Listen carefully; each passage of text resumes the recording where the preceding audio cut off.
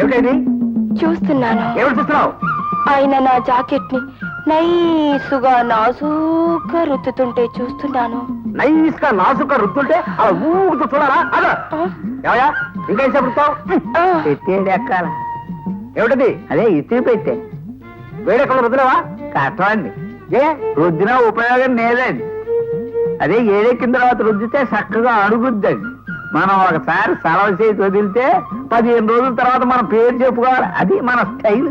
అబ్బా ఎంత మంచి స్టైలు. నువ్వు ఇంకా ఎక్కడే ఉన్నావు? పోలపడికి. అమ్మో నా జాకెట్ పాడైతేను. నేనున్నానుగా. నీకు తెలియదండి, మనం జాగ్రత్తగా ఉండకపోతే ఇష్టం వచ్చినట్టు రుద్దేస్తారు. నేనున్నానని చెప్పాగా. పోలపడికి. అబ్బా మీరే మొగుడండి. ఏ నేనేమన్నా చాలా తప్పకుండా ఉమ్మడి మొగుడిని దొంగ మొగుడిని అనుకున్నావా? మీరు అనుమాన మొగుళ్ళండి. నువ్వు పోతావా? పోవా? మీరు రోడ్డు మీద పోయే ప్రతి ఆడదాన్ని చూడొచ్చు, నేను మాత్రం మొగోళ్ళని చూడకూడదు. మొగోళ్ళకు నీతి, ఆడలకు నీతి. ఏంటి బాబు ఆవిడ మిమ్మల్ని అనుమానిస్తుంది? తాము మంచి తిరుగుబోతేంటి? నేను తిరుగుబోతుని తాగుబోతునే కాదు, పొగరబోతుని కూడా జాగ్రత్త. రుద్దు. వద్దులే ఇడిదే. మిగతాది లోనకెళ్ళి చెంబుతో తోగుకుంటారే. దాంతో రుద్దుకుంటాను. నీకెందుకు? ఏమిటండి మీరనేది? అవును, నా కళ్ళతో చూసింది చెవులతో వినది చెప్పాను. అందుకే కాబోలు పెళ్లి ప్రస్తావన ఎప్పుడు తెచ్చినా సమాధానమే చెప్పేవాడు కాదు. ఇప్పుడు వాడి మనసు ఏమిటో తెలిసిందిగా. శాంతిని చేసుకోమని వాళ్ళని ఊరికే సతాయించకు. ఆశపడ్డవన్నీ అవుతాయిట్లండి.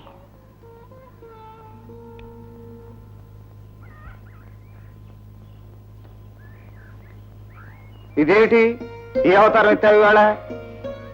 దేవుడు 10 అవతారాలతోనే సరిపెట్టుకున్నాడు. ఈ 37 కుటుంబాల ఎవరికి ఏ ఇబ్బంది వచ్చినా మనమే మొయ్యాలి గనక రోజుకు 37 అవతారాలు ఈ రజని ఎత్తక తప్పదు. అయితే నా కోసం కూడా ఒక అవతారం ఎత్తాలి. నువ్వు నీకోసం అయితే ఏ అవతారమైనా ఎత్తుతాను. మా వదిన నిన్ను ఒకసారి తీసుకురమ్మంది. ఎందుకు? కొలతలు కావాలట. దేనికి? అదే నీ ఒడ్డు పొడుగు పిలక నడు అన్ని కొలతలు చూసి నువ్వు నాకు సరిజోడువో కాదో తేల్చేస్తానంది. ఓహో పెళ్లి చూపులా? అవును. అయితే ఇంకే పదండి ఒక పని అయిపోయినట్టుంటుంది రండి. ఆగాగు. ఇలాగే వస్తావా? లేకపోతే సబ్బుతో ముఖం కడుక్కొని పౌడర్ రాసుకుంటామంటారా? అక్కర్లేదు. ఉంది ప్యాంటు బనీను చెప్పేసి పుల్లింగంలోంచి స్త్రీలింగంలోకి మారిపో. అయ్యయ్యో చీర కట్టుకోమంటారా? బాబు నేను పుట్టి బుద్ధి ఎరిగిన తర్వాత చీర కట్టుకుని ఎరగను, నా వల్ల కాదు, నన్ను వదిలేయండి.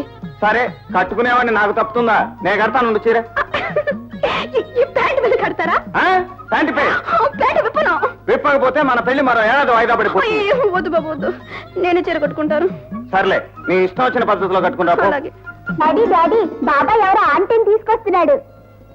ఏమోయ్ త్వరగారా, నీ మరిది నా మరదల్ని వెంటబెట్టుకొస్తున్నాడు. వస్తున్నా. ఏమిటి నడక? స్టైల్ మార్చు. ఎలా? ఎలాగా చూడు.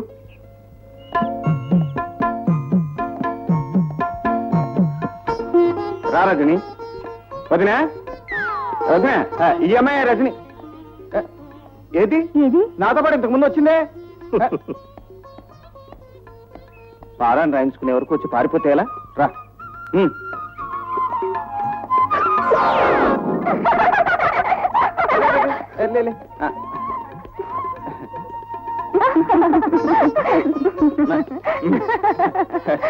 పాపం చీర కాళ్ళ కట్టుపడి.